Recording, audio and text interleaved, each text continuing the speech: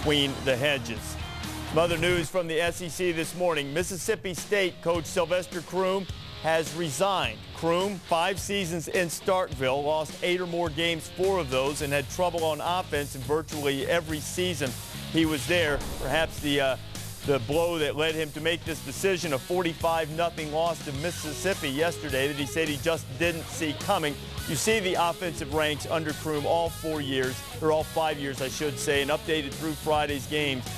Never in the top 100 in total offense and barely in the top 100 on a couple of occasions in scoring.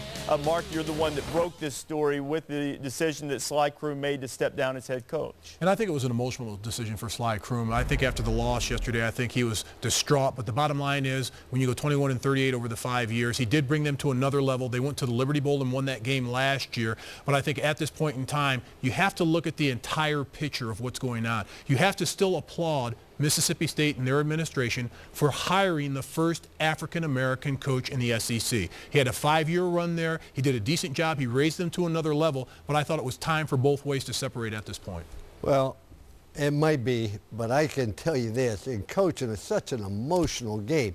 And when you get beat as badly as he did by Mississippi, yeah, you're going to be down. You're going to say, oh, the heck with it, let's move on. But I think you should never make an emotional decision, whether you're talking about coaching or whether you're talking about life.